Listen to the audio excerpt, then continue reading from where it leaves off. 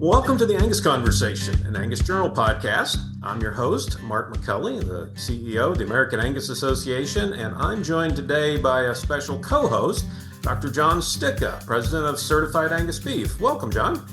Hey, it's great to be here, Mark. I appreciate it. Well, I appreciate you jumping in. I think many know Miranda's been on maternity leave, and so I am trying to do my best to hold this show together. And so you, I know, have ably agreed to come in and join and have a pretty cool discussion coming up for our listeners. So thanks for doing it. No, glad to do it. I'm a poor backfill for Miranda, but given the guests that we're going to get a chance to speak with, maybe it makes sense for me to join for this one. Well, I think it makes perfect sense. So, John, many obviously know you as president of Certified Angus Beef. You've been in that role for 19 years, getting close to 20 years, I believe. And so maybe tell us a little bit about your background before that. Yeah, so I've been at Certified Angus Beef now for 27 years, so it's came right out of graduate school here to Certified Angus Beef, and but before I was here, I was working on a PhD in meat science at the University of Kentucky, coached a livestock judging team there, and prior to that, was at Kansas State University, where I got both my bachelor's and master's degrees, a bachelor's in animal science and a master's in meat science. And so really this whole career at Certified Angus Beef focused on the end product quality standpoint and consumer demand has honestly been just a dream career, an opportunity to serve and to focus on quality. It's been a great time. So been here a while, and it's been something I've really enjoyed. Well, we're going to hear from our guest of a meat scientist and how he found his calling is in meat science. It started with maybe dental school and some other things.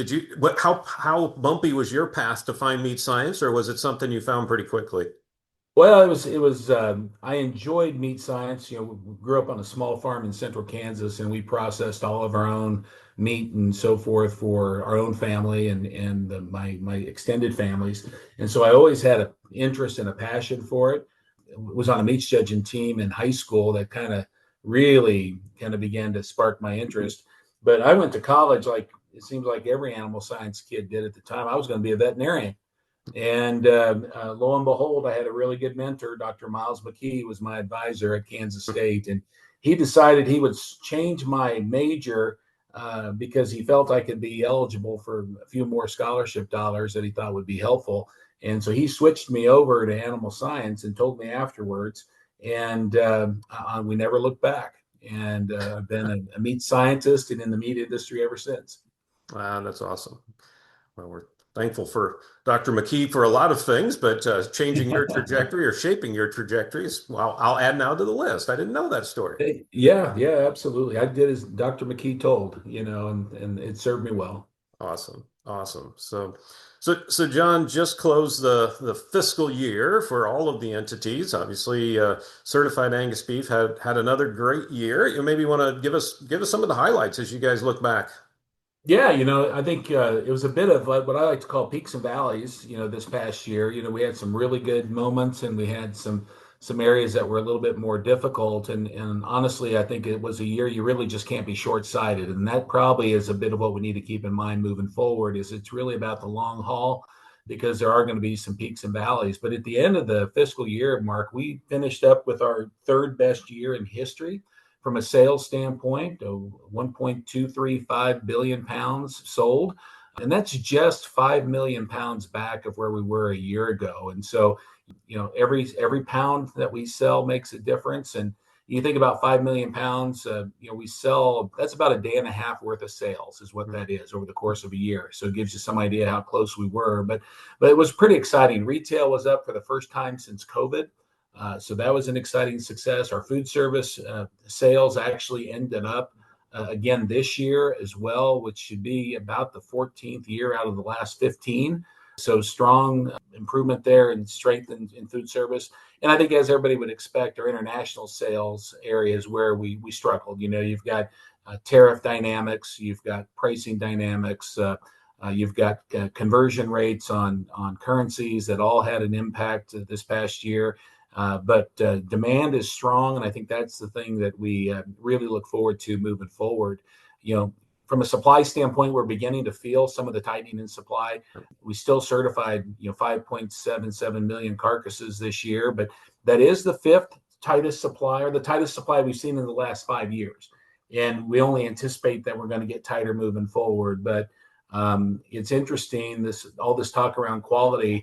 Prime, we had an all-time record in prime across every division, all-time record in value-added products as well. And so just a lot of really good things going on that, we're really looking forward to continuing to build demand, because that's been probably the thing that we all across this business have just really felt really good about, that even at these prices, consumers have still picked up our products. Yeah. Yeah, it is a great story. And we continue to hear about, all-time high or multi-decade high, beef demand and, the idea that we're, record sales of certified Angus beef prime in these prices. I think that should be pretty encouraging, I think, for cattlemen and Angus producers focused on quality for sure.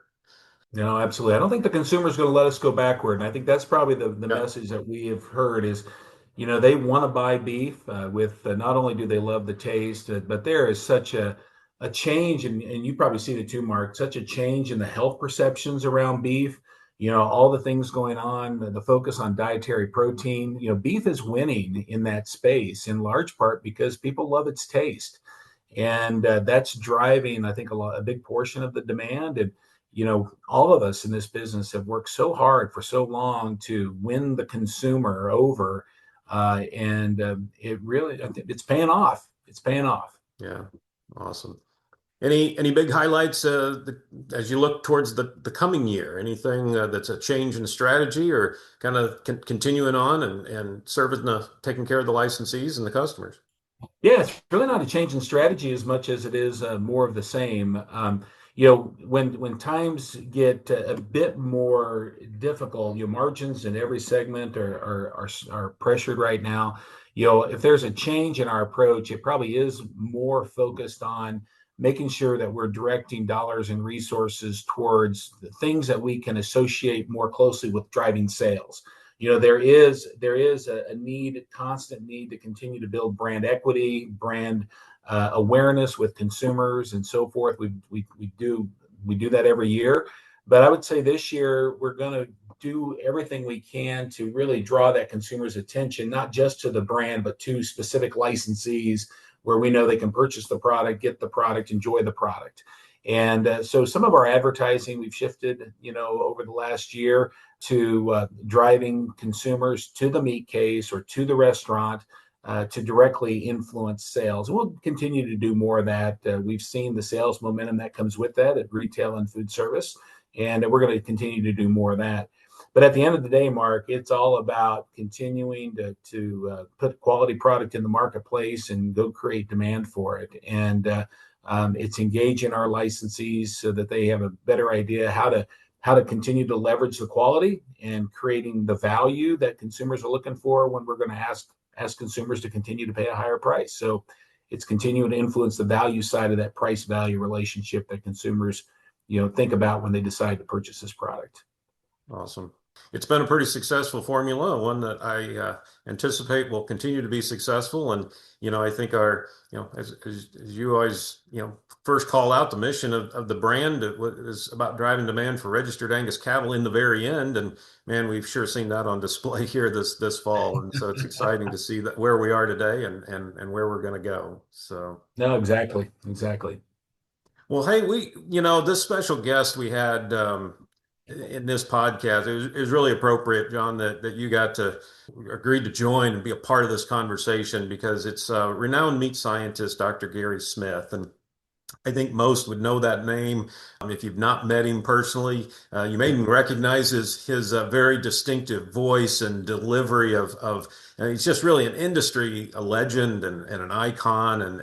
We're really so fortunate that Dr. Smith carved out some time. And so I think our listeners are really going to enjoy getting to hear the conversation that we got to have with Dr. Smith. So let's just get into it. Well, today's guest is really a true legend in the beef industry and in the world of meat science, Dr. Gary Smith. Welcome, Gary. Thank you. I know you've been referred to as the dean of meat scientists. You've spent literally 6 decades transforming our industry. You're a groundbreaking researcher, a passionate educator, certainly an influential leader. You've had this seems to be an unwavering commitment from the early stages of your career for beef quality, for food safety, for beef safety. Of course, your time from a faculty standpoint, you spent some time there at Washington State University, Texas A&M, Colorado State University. You've probably been presented enough recognitions and awards that you probably have to build an additional wing or two onto your house. But I know one of those was the 2025 Certified Angus Beef Industry Achievement Award that John, you presented to Dr. Smith back in August. Yeah, and it was our pleasure to be able to do that. And as we were told by multiple colleagues of Dr. Smith, it was long overdue. And the reality is I think if you're my age or older, and you have a little bit more perspective and time in the industry, you are probably aware of just how significant Dr. Smith and his work has been and his leadership within this industry. But if you're younger, you may not have that perspective. And I know that evening there at Feeding Quality Forum, I made the comment that it's pretty widely agreed that Dr. Smith may be the most impactful meat scientist of all time to shape our business. And I feel honored to have been a part of this industry to see that come to fruition and to feel that impact, because there is no doubt in these phenomenal record times that we're seeing right now. We've got the best beef demand we've had in 40 years. We've got record high cattle prices, and we're seeing profitability back at the cow-calf level again and in rural America. And there is no doubt that Dr. Smith and the work that he has led and his colleagues have assisted in is a big part of why we're seeing this prosperity in our industry right now. And so it's an honor to have you here, Dr. Smith, and the chance to visit and maybe pick up on some of the conversation that we had in Rochester. And maybe as just a place to start, maybe just give us a bit of an idea about how your upbringing and your early experiences with agriculture, with your family, and so forth, really drove you towards a career as an educator. Well, I grew up on a farm in Caddo County, Oklahoma, and most of my life thought I would grow up and be a farmer and farm next to my dad and mom. And a drought came along and really ended my interest or opportunity, really, because just as I was about to go into my senior year in high school, my dad lost everything we had. And so I stayed in Oklahoma so I could graduate from high school, wanted to be a junior master farmer, then moved out to California, went to college. And when I was trying to decide what I was going to do with my life, one of the opportunities was it just didn't cost much of anything to go to junior college. In fact, it was $8 a semester. And so I went home, talked to my folks, and asked if I could live with them while I went to junior college.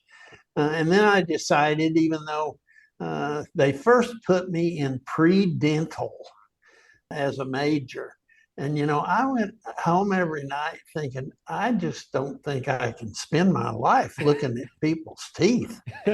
And so I decided I better do something that I know something about. And what do I love most? Well, of the people that I really tried to use as mentors growing up, there was my grandpa, my dad, the principal of the high school, my coach, and my FFA teacher. And of all of those, I sure enough couldn't be a pastor. And so I decided I probably ought to do something that I really know something about. So I decided to go general agriculture education, because I really, truly loved.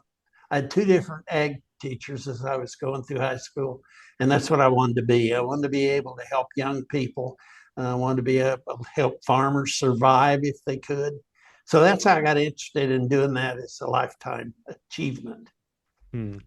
Funny you mentioned $8 a semester. Now that same $8 will buy you a cup of coffee in a lot of places. Isn't that incredible? It's amazing. $8 total. So keep going on that career path. So there was that the goal? You were going to get your degree and go back home and be an ag teacher. What got you into the meat science realm? Well, I was in my senior year and I was doing my practice teaching at Sanger, which is just south of Fresno. I went to California State University at Fresno, did my practice teaching at Sanger. And the thing they assigned me to do was to teach welding. And I wasn't really a very good welder at all. But I found out that there were three guys that were seniors in high school that had won an award that they used to give welders, young welders. And so I decided, here's the way I'll teach. I'll have those guys do the welding, and I'll stand over to the side and say, now, as we approach this vertical weld, and it always turned out a lot better than it would have if I actually had it. But sure enough, I was doing that in a class one time, and the students welded me to a table while I wasn't watching. I had a lighter over on this side of my belt, and they put an acetylene torch to that thing, and I started to walk away, and I drug that table. And I went back to Fresno State and told Dr. Bell, I don't think I can do this. I think you need to help me figure out what to do. And he suggested that I go to graduate school. And he knew Dr. Gene Ensminger, who was the head of the Department of Animal Science at Washington State University at Pullman. And so he rigged the deal that I would go there and work on my master's. And I went there really majoring and actually got my master's degree in genetics. And my research project was, I had 50 bulls, 4 different breeds that I tied in. They were calves that I tied in twice a day, weighed the feed in and out, and we did a production test. It was something called W1, which was western part of the United States, supported USDA production trials to determine the value of bulls. But I was working in that area, perfectly happy.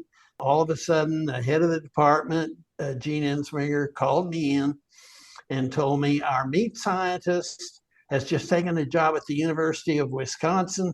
I've got to have somebody teach the meats courses. And I've asked some people around, do we have an energetic young guy that could maybe do that? And he said, they told me it would be you. So he said, I have a few questions. I said, yes, sir. I was scared to death. I thought he was going to fire me when he called me. He says, now you went to that school down in California. Yes, sir. Did they have a meats course? Yes, sir. Did you take it? Yes, sir. Did you like it? I said, no, sir. He said, no, sir. What didn't you like? I said, I don't know. I just didn't think it was a very good course. He said, I grew up, and my grandpa and 6 of his sons all had farms together. And when we ran out of meat, we gathered as a family and we did it. And never will forget Grandpa sitting in a rocking chair holding a .22 rifle, and his only part of the game was he got to do the stunning actually, and the rest of us worked on it. And I didn't dislike it. It was fun. We did hogs and cattle and chickens all at one time. If it was close to Christmas or Thanksgiving or turkeys. But anyhow, I knew a little bit about farm meat, but I didn't know a thing on earth about the industry or how it actually was done. But Dr. Ensminger said, you can do it. I just feel certain you can do it. And so I did. I tried. And I just absolutely fell in love with it. I had to teach that first fall semester, a course in animal science, a course in food science, a course to hotel and restaurant management kids. And then I had to work with a meat staging team. And I just absolutely loved all 4 of those things. And the best thing that ever happened to me was the person who was teaching meats that had left Washington State and gone to Wisconsin did not leave a single piece of paper of what he presented in lectures. And in the long run, that really helped me because it made me figure out what is it that you need to teach next? What should you cover? And what I did when I first started teaching, as I've told people hundreds of times, a class period was 50 minutes. I prepared my speech for each class period for 55 minutes because I could not possibly have answered a question that anybody asked. And so the way I stayed ahead of them was to go a little bit over on every lecture. But the second thing that really influenced me was I didn't know how I could convince young people to do things related to meat that were better than that meat judging team because, the opportunity to get in the car and drive up to Spokane, and it was an hour up there and an hour back. And when I was coaching that meat judging team, I used that period of time to talk with those kids. And we'd talk about what we were judging and grading and so on, but we talk about life. And all of a sudden, I just fell in love with the idea of working with young people. And it was really a very convenient way to do it on those teams. And I was not any kind of an athlete growing up. Everybody had to play or we wouldn't have enough people to have a team. And so I participated in sports, but we didn't have the kind of coaches that we learned to love in the process of going through that. And I wanted to be influential in terms of helping the kids plan their futures. And some of those people, most of them are gone now because of my age, but I have a lot of those people that still send me Christmas cards and they call. And now that we have cell phones, they get back to me. So anyhow, it was all those kinds of things. I just fell in love with meat and trying to teach it. Well, we're the benefactor that you did. We have a lot of young folks that listen to this podcast, Dr. Smith. And, you went from almost a dentist to almost a welder to world-renowned meat scientist. When is your typical path? That's your typical exactly. Very, very, very typical. But when a young person maybe is what counsel? I know you've mentored and counseled a lot of young folks on their career paths. What counsel do you give young folks as they're trying to find their thing, the thing that they fall in love with? I have found that usually if you try to start off by telling them things that they can do, that doesn't work. But if you start off saying, well, what kinds of things do you really enjoy doing? What kind of life do you see? Do you see yourself having a family? How important is that family going to be to you? Because I personally believe, and I think my dad did, it's me and God and the family. And so, if you can make a living and do it without doing things God wouldn't want you to do and raise your kids, that's what makes you happy. So anyhow, I think if you let them tell you what they're interested in, and I've had people say to me things like, well, I want to be governor of Washington. And I always would say, you can. You absolutely can. All you have to do is work hard enough, do the right things. And I think if you encourage them, then it really doesn't matter whether that's what they do or not. But you give them the opportunity to begin to think, he believes that I could do that. Well, maybe, and maybe what they told you was actually their second or third choice. They didn't want you to tell you their first choice because they didn't want you to laugh at them. I just think you have to help people. And I tried that with my own children. I was not any more successful with my own children than I was with students. But whatever they did, I tried to help them. I tried to support them. And I think that's what most good people do. Yeah. Dr. Smith, one of the things is that I've always noticed and admired, because it's not common, but great instructors and mentors are naturally inquisitive or inquisitive. They ask good questions, sometimes more so than giving great answers. And I guess, is that something, as you think back and you look at the number of people that you've influenced across the industry, is that a skill set, the asking the great question? Is that something that kind of you've intentionally focused on over your career? Or is it something that just is inherent to who you are? Or because it obviously impacted your influence as an educator, as a researcher, as a communicator. And I'd just be curious of your take on that, or have I just shared something with you you've never thought about before? Yeah, I'd be curious. No, it's a very good question. And I think the truth is, I never thought of what I was doing or why I was doing that. I just think that it was somehow or another, it's the way I was programmed. My brain just was the kind of brain that said, see if you can help them.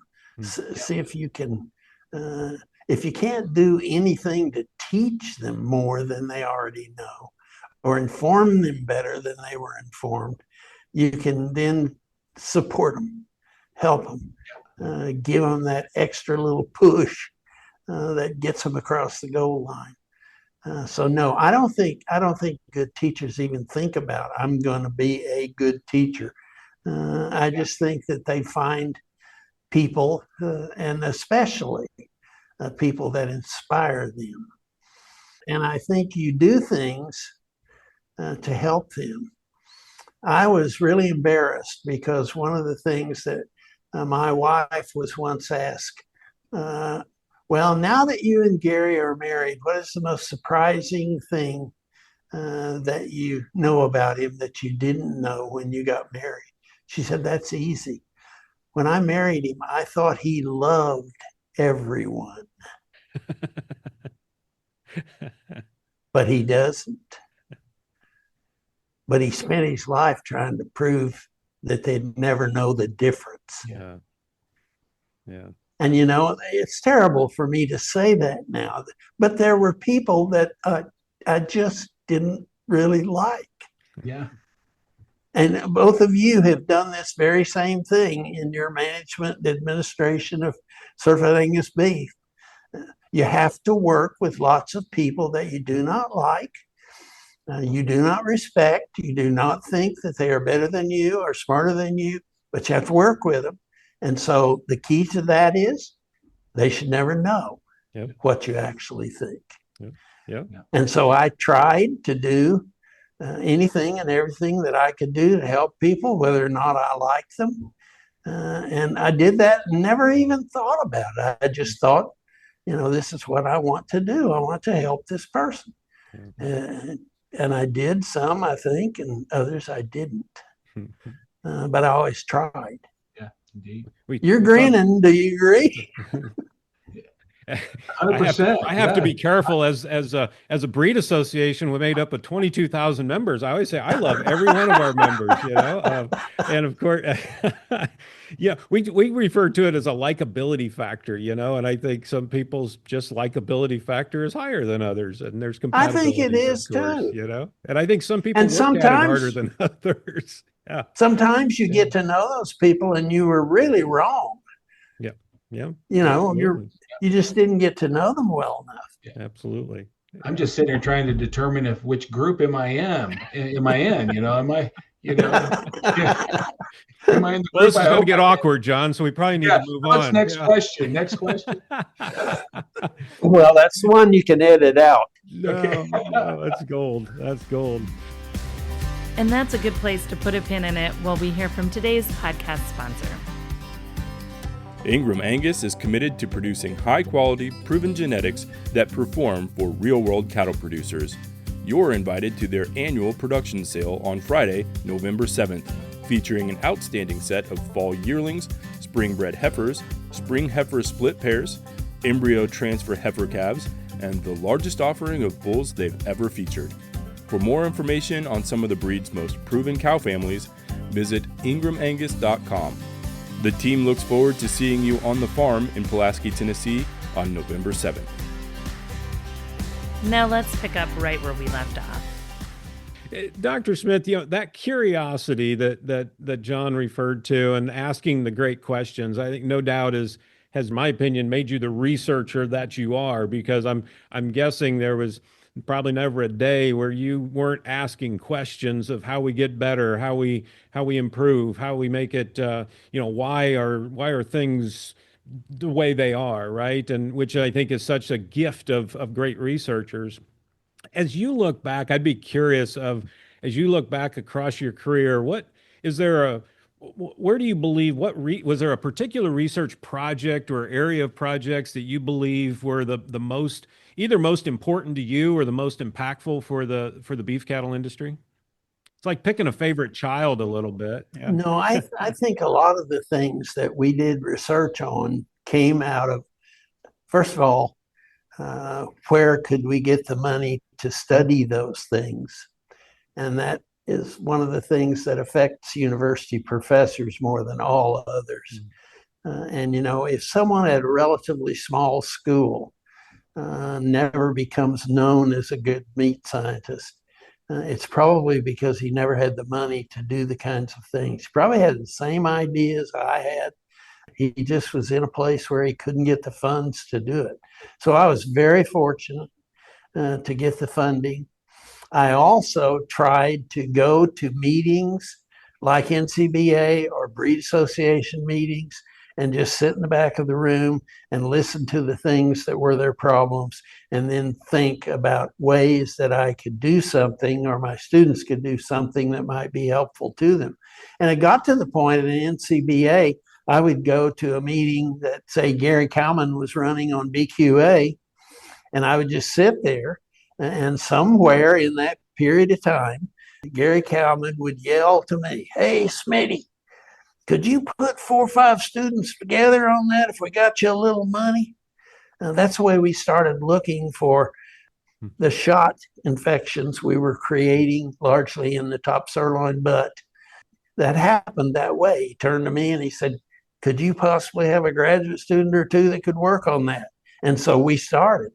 So I think a lot of it is just being opportune with whatever comes in front of you, and then trying to seek out things that you could do that would in fact be of benefit to the industry as a whole. Mm. And we were just really lucky. I had some of the smartest young people to work with. Oh my gracious. And I had great mentors, people that helped me. I didn't know a single thing about coaching a meats judging team, but 8 miles away from Pullman, Washington was University of Idaho. And there was a young guy there who was coaching their meats team, and his name was Del Allen. And so Del Allen and Leon Orm taught me enough about judging meat that I could get competitive. And I lost a lot of contests to them, but they're the ones who really helped me. I'd been on a livestock judging team in college, but never a meats team. And they helped me, they taught me. And it was Del Allen primarily willing to just give me whatever he had.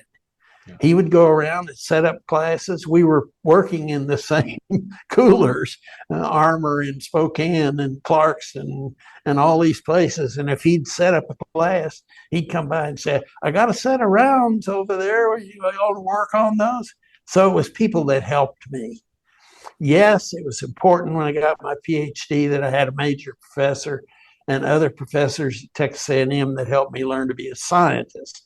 But Leon Orm taught me how to do extension because he did extension in Idaho, and he'd invite me to go with him. And he and I had roomed together, and I'd kind of learn, okay, this is how you work with people, to do these things, to tell them the things they need to do. So I've just been really blessed. I know I'm talking too long, but you can edit this out. No. But it was great people who helped me. Yep. Yep. And great students that came across. Yeah, I know one of the things that we talk about all the time, not just us at Certified Angus Beef and Angus, but the industry, the importance of the 91 quality audit. and how that really changed things. And I definitely want to get into that with you a little bit and kind of talk about the dynamics around that and what was going on at the time. But this is why I'm not a good interviewer, because when we were visiting in Rochester, I would have given anything to bet that would have been what you said was one of the most impactful research projects that you worked on. And I learned quite a bit during our interaction there that you actually said that it was working on some of the original work with vacuum packaging. And I thought to myself, without a doubt, that is one of the most impactful research projects ever to take place when you think of the prevalence of vacuum packaging and how important it is today.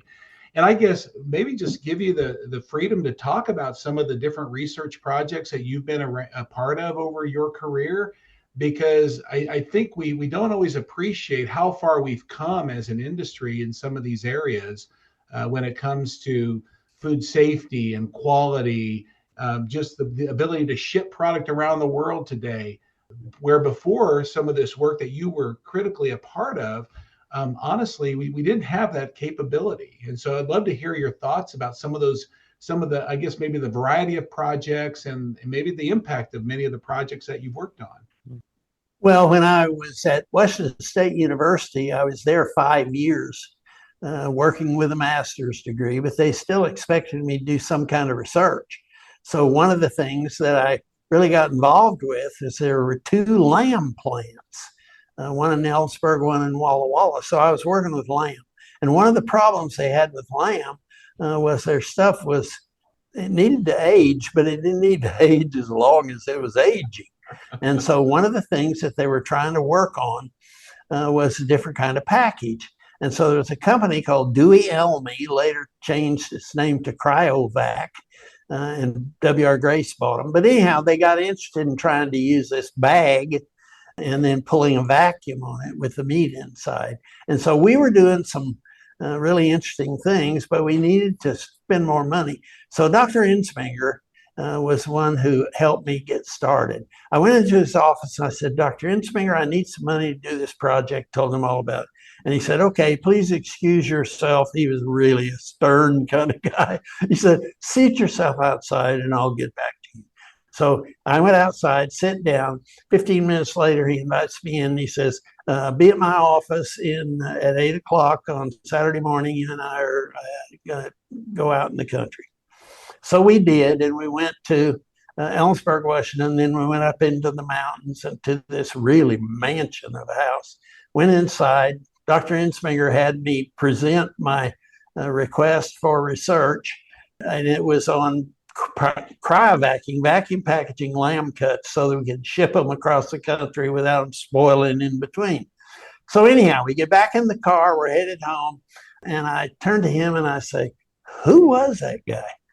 He said, well, he funded you, didn't he? I said, yes, sir. He said, his name is Bill Boeing. And he was the Boeing of Boeing aircraft. So I don't remember how much money it was, probably around $1,000 or maybe $1,500 to get started.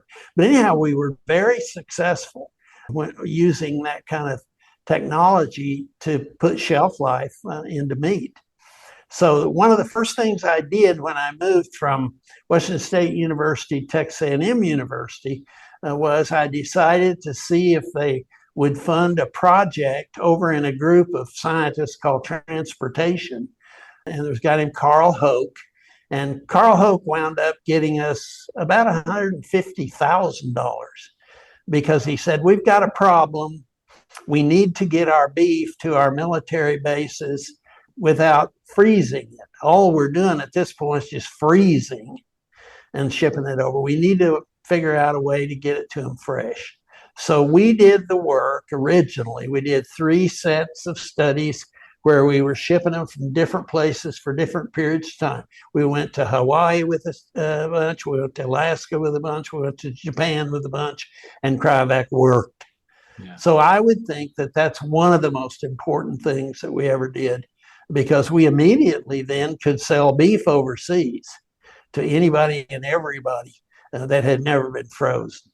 And the problem with frozen beef was we didn't protect it. We just threw it in there and froze it. And it got over there and it had freezer burn and it was subject to everything it came in contact with. And the idea of putting it in those bags wasn't my idea. I didn't know any of the engineering. All I knew was we're going to get some meat. We're going to try to follow it over there. I remember bringing back trays full of bacterial samples, and I'd be thrown in prison for taking those things on airplanes now. But anyhow, we did those studies. So I think that was really important. Relative to the National Beef Quality Audit, actually, that wasn't my idea. It was Chuck Lambert. Chuck Lambert gave a talk in Houston, Texas. At the time of the Houston Livestock Show, they used to have a meeting there, and they had speakers that spoke for the International Stockman's Educational Foundation. And at that time, Chuck, who was a K-State graduate in animal science and law school, so he was a lawyer as well as an ag economist. He was animal science and then ag econ and then a lawyer. But at any rate, he gave a talk that was whether or not we were capturing every penny that we could from every bovine animal that we generated. He went over the places where, well, if we didn't have this type of disease, if we didn't have that type of disease, if the quality was better, and so on. So on the way home from attending that, I decided, gosh, what we need to do is figure out whether or not all that money that Lambert says we're leaving it on the table is there. And so I just created an idea of having a national survey of the beef industry, see which of those things he was right and which things were wrong. And so fortunately, I was able to get funding, and we, along with Texas A&M, Texas Tech, and some others, did the first one. And, you know, we found a whole bunch of places where we just absolutely could recover lots of our money that was lost as had been identified by him. So I think that was important. I think it was important that we developed the electrical stimulation of beef carcasses, because that is still used by virtually every packer in the world. I'm really proud of the bacteriological things that we did when we were in trouble with E. Coli O157. I worked with some really, really smart people, really, really smart students. We came up with a system that everyone uses, where you use a series of things to actually accomplish killing the bad bacteria that are there. I enjoyed being able to work when we were having the mad cow disease thing and getting to travel overseas and find out what those folks were doing, coming back to the United States and trying to teach the people that were trying to avoid us getting involved in that, and we did. So I just had a lot of really important things that I just out of pure luck got to work with, and got to work with some really talented scientists, really talented graduate students. I would probably put the beef quality audits right up there toward the top, John. They just, because people rallied around the flag. Right. And we just did the things that we needed to do. Would you agree, Mark? Yeah, I was really, because prior to that, we just didn't have much of a benchmark, right? That's correct. We really Absolutely. didn't know where we were, right? And the old adage of you can't manage what you don't measure. This was really the first attempt of and successful effort of the industry to measure where we were and what I'm guessing we all probably understood there was lost opportunity, but until it was quantified with specifics around it, it created some targets, right, for producers Absolutely. to real in the industry to rally around. Yeah, so important. Talk about so the quality audit includes both the surveying of end users and getting there, but then also you literally go into the coolers and audits. What did you find in 1991? How are we doing from a quality standpoint? Today we're producing more prime than we are select. It wasn't quite the case there in 1991. Yeah, I think the biggest difference was that we had been fighting very hard, trying to make everybody believe in marbling. And you folks and Mick Colvin and your ideas for specific kind of beef weren't really registering as strongly as they could have. And I think that's what pushed it across the line. Because I think people want a specific level of quality if they're going to buy it every time. I just read a report from Glenn Tonser, and Glenn Tonser is a great ag economist from Kansas State. It said, how are we keeping all these people with the price of beef the way it is? And guess what he put first? Taste. Yeah. Taste. Yeah. And it's the consistency that's provided by programs like yours. Yeah. They're going to get the same experience time after time after time. And one of the things that the National Beef Quality Audit showed us about quality is whatever your quality level is going to be there every time. Yeah. Don't surprise us. Yeah. And I think that's what we do with the kinds of qualifications that you have built in, for example, to your program. And with that, we're going to take a quick time out for this word from Angus Media. Are you looking for your next influential Angus sire? The Angus Bull Book is your resource for some of the top genetics in the breed. EPDs are updated weekly, so you can find the perfect fit for your herd. View the 2025 Angus Bull Book Sire Directory on the Salebook search page at angus.org, or find the link in our show notes. One of the things that you've always done, Dr. Smith, it's not just surrounding yourself with great people that you became a tremendous mentor to. You don't always you rarely give yourself enough credit for the impact you've had in influencing so many, but you always ask the right questions and conducted research with colleagues and so forth. You bring this sense of collaboration that I think makes everything better in this business and this industry. But the other thing that you relentlessly did is you were always willing to get out and talk about the information, and maybe share a little bit about what I've always seen as a passion for communicating the results of the research, because that seems to have always been the difference. Just to cite one example, that those early National Beef Quality Audits, I mean, for the younger listeners, there was a time where 1 out of every 4 steaks that we produced were tough, and it's hard to build demand on that. And I maybe share a little bit of your experience as you communicated that information repeatedly to the industry. I'd be curious how the industry responded to that information. Well, as I said earlier, I think the reason that has become so important, that the National Beef Quality Audits have become so important to us, is that we did get people who changed what they were doing and believing that they were headed in the right direction. I was afraid early on that it was too pessimistic. And I remember being somewhere going to give a talk, and I was around a corner and I heard some woman, an industry wife, who said, well, I have to sit down and listen to Gary bitch again about all the stuff we're doing wrong. And I thought to myself, maybe I'm emphasizing the wrong too much, because I don't want to be known as, the bad Pied Piper.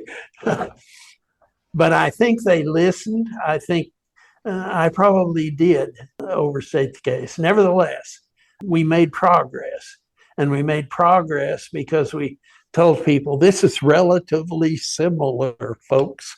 We can do this and this and this, or we can not do them. And if we not do them, we don't have an industry. Yeah. And I think people responded to that. Was I too negative? You heard some. No, actually, I honestly, to hear you say that, I sit here and go, what if you would have sugarcoated it? Yeah. Where would we be? Or what if you would have underplayed the significance of an absence of quality? We look at not to pick on other proteins, but pork finds himself today asking a lot of the same questions about growing beef demand that you posed to the industry clear back in the late 80s and early 90s. And I just find it, I'm just really appreciative that the industry embraced that message, maybe reluctantly in many cases. Right. And it took a while for the economic signals to really communicate through the industry, what everybody or many believe to be the case. But boy, what if we wouldn't have made change based on objective data and respected scientists that presented it to the industry? And so, your comments actually just conjure up an alternative reality that I don't really like. And so I'm just glad we did embrace it, and that you did communicate it the way you did, and that the industry. I would tell you my recollection of those. Anytime I saw Dr. Gary Smith on the program, one, I knew it was going to be a full house, but two, I knew I wanted to be there. And I sure as heck don't remember negativity. I remember thinking this is the truth. This is the direction. And so to your point, John, I'm sure thankful that you didn't sugarcoat things, because I'm sure you got some pushback from time to time. There was, I'm sure, some groups that probably didn't maybe think we needed to chase down a quality route, and maybe it needed to be more about lean and red meat yield, and some places we had been earlier with a focus that had maybe lost some direction around consumer acceptance of our products, for sure.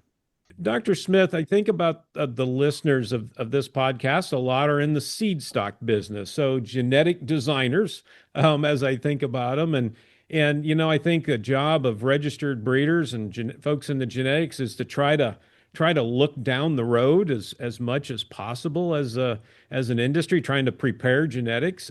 Are there some changes you see underway or think are likely coming in the beef cattle industry in particular that are very interesting to you, even maybe concerning to you, or things we need to, if your opportunity to speak to the genetics folks, what do we need to prepare ourselves for? I just read a really interesting story in Bovine Veterinarian, written by Tyne Morgan. And she was talking to people really in all of the sectors, saying that here's what's happened to us since beef on dairy. We have made our cows too big, too heavy. And what we need to do is we need to go back to smaller cows, but with larger bulls. And so it would be a system in which you got the size. If we're going to have 940-pound carcasses, which is what we have, we probably can't afford to have 940-pound cows or the kind who would produce those. Right. And so I think the 1,500-pound future cows, is right? going to be almost crossbreeding. I don't think it has to be crossbreeding, because they say in the article they need to crossbreed. I don't think they need to crossbreed. I think they need to breed two different types of cattle within a breed. And you need smaller cows to keep those great big carcasses. The packers are not going to let us go down much. Once they've worked out ways to sell these great big old cuts, they're not going to go backward, because everyone knows they've got so many shackles that go through a day. The more weight hanging on that shackle, the more profit they make. And they're not going to go back to little bitty carcasses just because somebody tells them that, the consumer wants a 4-ounce T-bone. And so I think the future is, and with my own interest, I have absolutely no capability as an animal breeder, but my interest in animal breeding will be, what are you guys? Let me ask you two guys, what are you going to do? Will you go with small cows, but heavy fathers? Well, I think that is truly, the question that the industry is wrestling with right now.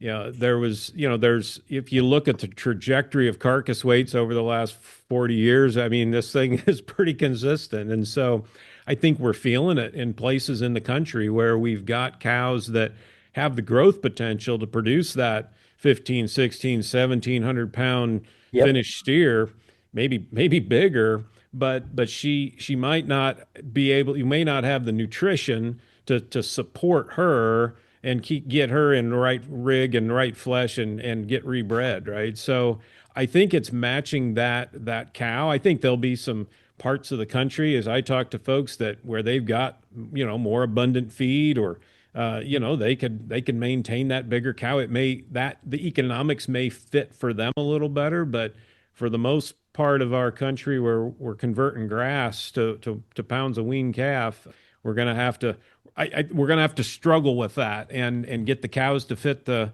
environment, and then the genetics that can produce that calf that can go on and produce an acceptable carcass and stay efficient and all of those things. So, and we see it, I think, Dr. Smith, in the Angus breed today. I mean, we've got a tremendous amount of diversity in our breed. We've got kind of almost the spectrum, and we're not really calling them maternal lines and terminal lines, but it's really almost kind of what in some regards some would say is developing a little bit in the breed, and it's economics, right, are taking us down that path.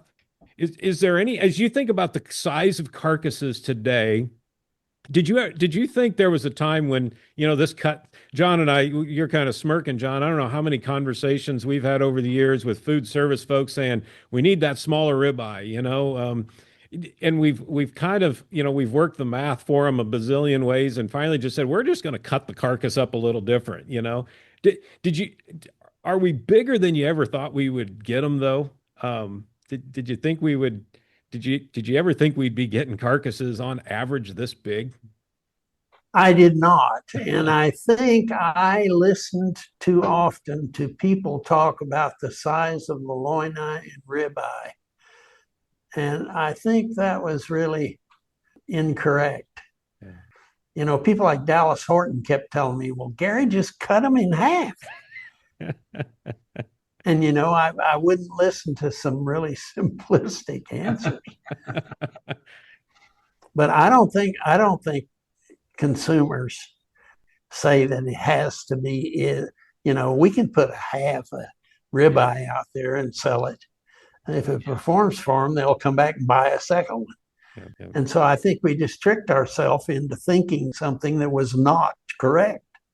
Yeah. And represents too little of the carcass. Right. That's like saying I'm going to produce a pork carcass for the spare ribs, which, by the way, is what they're doing now. That's right. Yeah. No, you're exactly right. Yeah. The loin's a byproduct. Yeah. Yeah. I went to a dinner last night, a bunch of people, my birthday's coming up, and a whole bunch of the people that were on the faculty and while I was here. And somebody during that thing said, hey, have you eaten a pork chop lately? And somebody else said, absolutely not. I grew up, it was my favorite meat. And then somebody in the audience said, they could have solved that problem. Yeah. And they could solve it tomorrow. Just go back to Duroc. Yeah. And I thought to myself that, that probably would be the solution. Yeah. Not making the ribeye, loin eye smaller. Yeah. It's been fun to listen to your guys' conversation on carcass size and so forth. I would tell you that I really do think that the production side of the business, the producer, the cow-calf producer and so forth, has a lot to say around what size these cows need to be, as long as we are able to provide cattle that can go to the weights that feeders and packers need them to be, and so there is a lot of individual discipline that can be applied to those decisions based on the sector you're in, because you're right that we've not had consumers complain much about carcass size or end users even, because the best technology we have is still the oldest, and that's a sharp knife. That's right. And you're right. It does come back to, we've kind of trained ourselves that a ribeye steak has to look like a ribeye steak. But beyond that, no one's ever been too concerned about the shape of a top round roast, or, a London broil. We can manage that with the knife. And I think our industry is doing a really good job of it. We just have to manage cow size, and I think, Mark, you said it, let the cow fit the environment, let the bull fit the market, and kind of go from there and use some of the variance in genetics within the Angus breed to make that happen. And I think it's as good a solution as any. Well, I think it's really important that you both are saying within this breed, because the way I read this article, they were saying crossbreeding, and to me, they're encouraging. I don't think we need to crossbreed. Well, this is the Angus conversation, so we do have a bit of a bias, we acknowledge, from the get-go, but I do think and you know, the breed of Angus cattle today does have so much diversity that folks can get what they need and do it with the database and the power of the database today, that and we're continuing to work on maternal tools and things that help producers, you know, navigate some of these economic signals that get sent to, you know, with the cow and the carcass, right? And that friction that's always existed, but it just continues to get stronger and stronger as we go. But with that, I guess, all in mind, Dr. Smith, as we start to kind of wrap up, as you think about the future of the beef industry, what are, with your wisdom of and watching the things we've done right, and candidly the things that we've maybe not gotten right over a few decades, what's your best advice to beef producers today, and what are the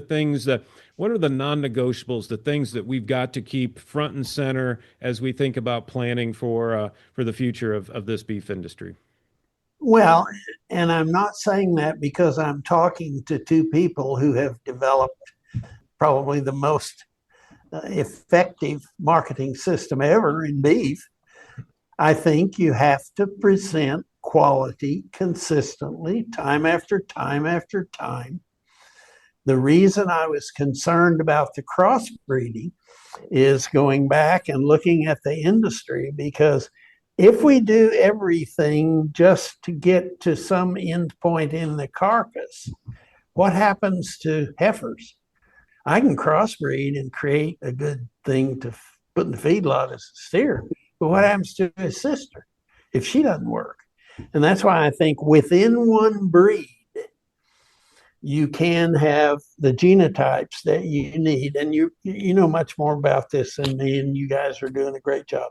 But I just think you need to plan into different people, different geographic areas, different everything. But there will be people who contribute these and these and these, and there's a place for all of them. But I think as an end product, we're getting help now. We're going to get more in the future. One of the things that they keep pointing out in every article about beef is that the people who are using the GLP-1 weight treatments for, what am I thinking? Blood pressure and diabetes. That's helping beef. We're selling more protein, and beef is really doing better than the other proteins because of its flavor. Protein is pretty hot right now, isn't it? Absolutely. I saw some data for GLP-1 projections for, I think there's some patents that are ready to come off, and the projections for GLP-1 usage over the next 10 to 15 years is exponential. And so that lends itself to some, I think we're going to see some pretty strong protein demand, I think, for some time, and making sure that beef continues to be the protein of choice, or as John, as you always say, the protein of celebration for sure too. So. Yep, and we celebrate every day. I just read an article in Inside Precision Medicine, and it said, as more people are engaging in the use of GLP-1 drugs, the demand for protein is increasing, and beef is leading the charge. So again, and then when they describe why it is, it's taste. And that's where you guys are. Yeah. And you know that much better than I. But I think you're on track. If anybody's going to survive, and if anybody is going to succeed, I think it will be programs like yours. Well, Dr. Smith, you saw a time when our industry took our eye off that ball, and we took our eye off of that consumer eating satisfaction. Now you've seen the error in our ways, and candidly saw how long it's taken us to correct that curve and Absolutely. get our demand back to where we're enjoying what we have today. And so we want to make sure we don't. You know, we're talking a lot today about we do need to improve red meat yield on these cattle, and yet we got to do that while not taking our eye off of the quality eating experience and the consistency of that eating experience in the end. It's not an either or, it's an and Absolutely. we can do the and. Yeah. Absolutely. Well, Dr. Smith, we've taken a bunch of your time, and you're probably how close are you to this birthday party? Is it a day away or a couple days away, or do you No, I will celebrate be month 80 at a time? I'll be 87 on October the 25th. Happy early birthday. Happy early birthday.